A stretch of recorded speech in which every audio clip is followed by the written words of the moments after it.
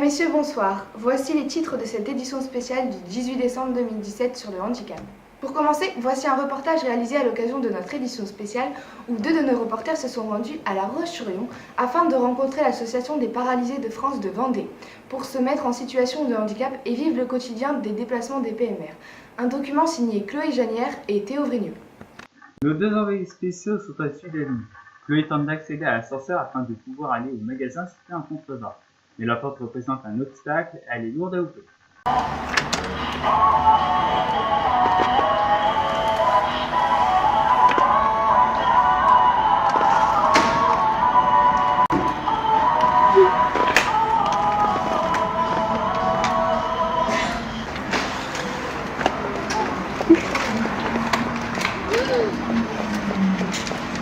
Après l'échec de Chloé, c'est au tour de Théo d'essayer, mais rien n'y fait.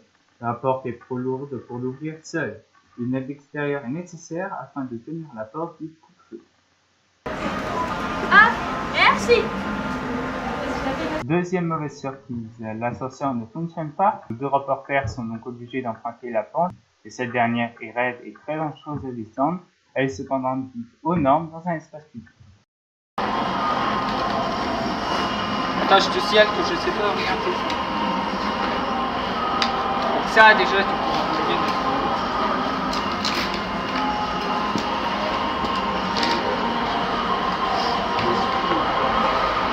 Ils tentent de nouveau leur chance avec le deuxième ascenseur. Le problème est toujours le même avec la porte, mais cette fois-ci l'ascenseur fonctionne.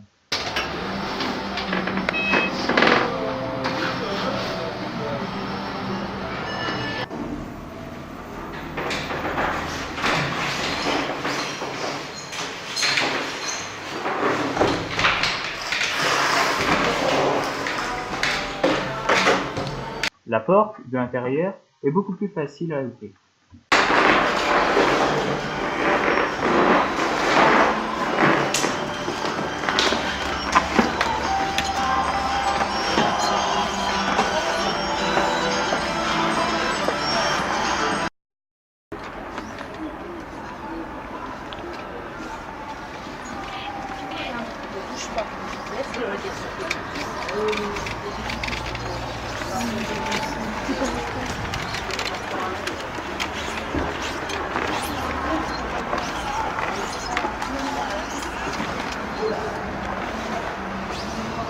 Ah oui, d'accord.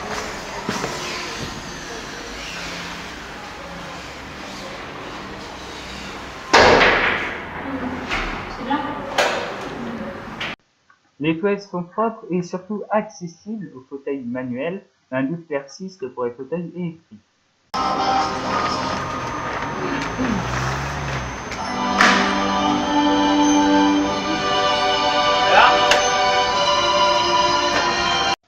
Ils essayent d'ouvrir la porte pour accéder à l'ascenseur, mais Il y a besoin d'aide. Et c'est suite à l'aide d'une personne, la porte est tenue et il leur est donc possible de pouvoir prendre l'ascenseur.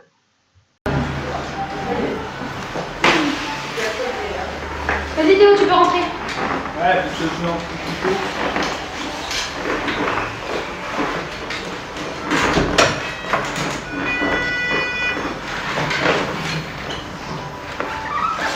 On se retrouve en bas. Ok. Par contre, je veux bien quelqu'un en bas où il y a problème de la porte. Mais tu fais quoi là, Gaël? Le problème des escaliers qui sont très proches de la porte sont très dangereux et une personne qui fait un mouvement trop brusque dans son fauteuil pourrait se mettre en danger.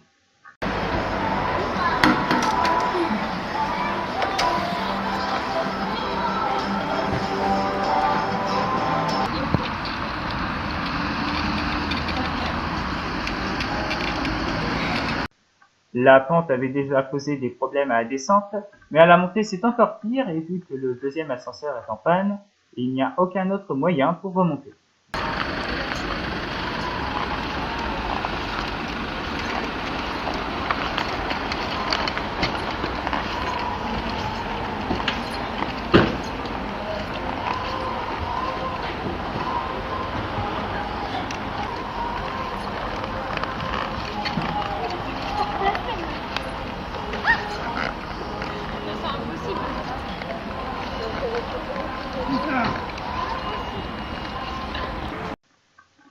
Impulsion a équipé tous ces bus d'une rampe d'accès et des travaux d'aménagement des arrêts et des trottoirs sont en cours.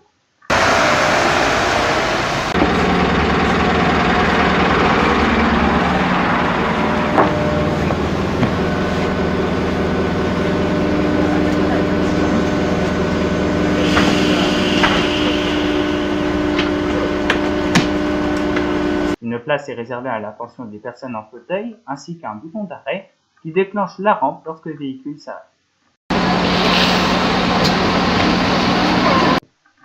Les bordures présentes sur les côtés de la place ne sont pas toutes à la même hauteur. Pourtant, la place Napoléon a été refaite entre 2012 et 2014. Elle est supposée être entièrement aux normes et accessible à tous. Les bordures ne doivent en aucun cas dépasser 2 cm pour les fauteuils roulants. La place est plutôt bien aménagée en termes d'espace, mais les couleurs sont toutes les mêmes sur le sol. En fauteuil, on distingue mal quand les trottoirs se finissent.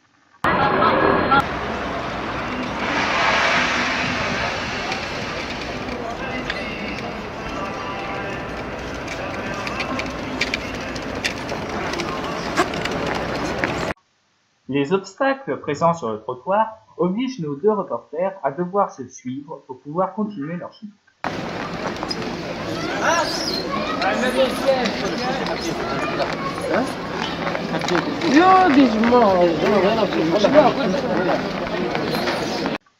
Ils traversent la route, mais la bordure est une fois de plus trop élevée.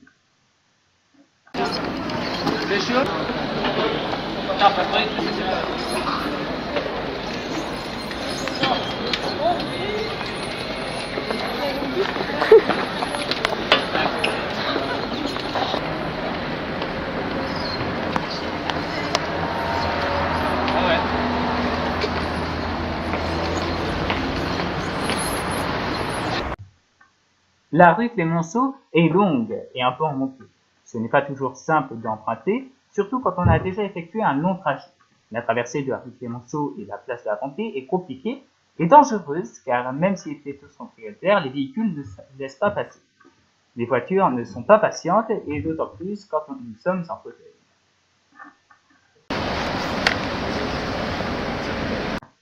Les personnes en fauteuil doivent constamment effectuer des détours car à chaque fois un obstacle est présent.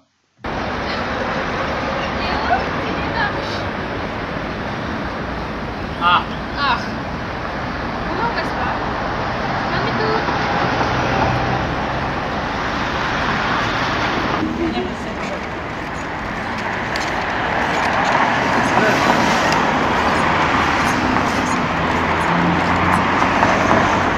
L'un de nos reporters, assise depuis plus de 2 heures dans un fauteuil et n'ayant pas l'habitude, commence à fatiguer de tous les deux.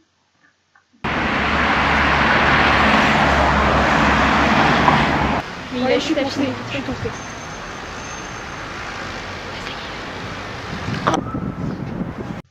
Nos 2 reporters veulent essayer de rentrer à la médiathèque afin de savoir si la culture est accessible à tous.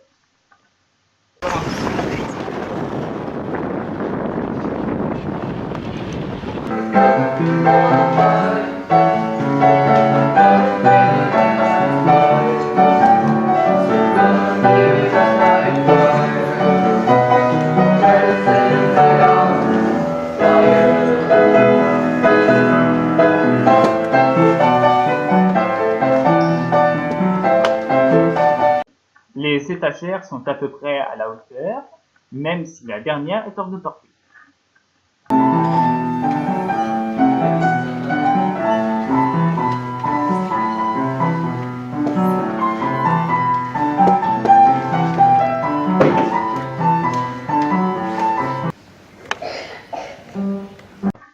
Un ascenseur est présent pour accéder aux étages. Chloé s'avance en première et Théo doit suivre. Le bout de plus de 5 minutes d'attente, Théo est toujours en bas. En effet, plein de monde utilise l'ascenseur sans en avoir réellement besoin. Il décide finalement de quitter la médiathèque sans avoir besoin. Les pavés présents dans la rue provoquent des secousses non agréables aux personnes en fauteuil. Parce qu'ils sont verts aujourd'hui, alors c'est pas les verts. Action.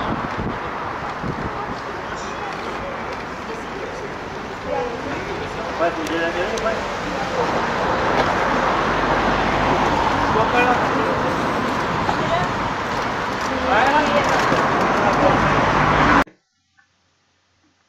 L'entrée du ciel de dehors est plutôt bien. Seule la marque présente à l'entrée du bâtiment n'est pas terrible.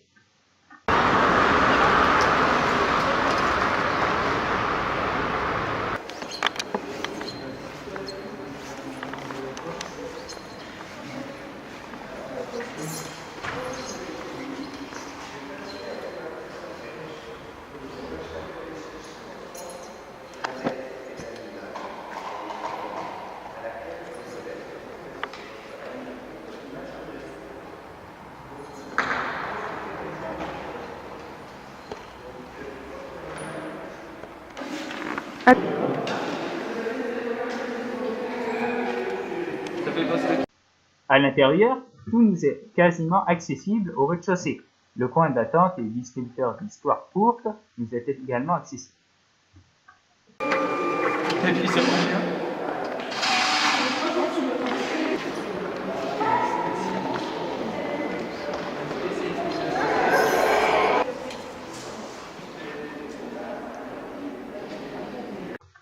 Le ciel est un bâtiment entièrement neuf et de grands espaces avec des couloirs larges.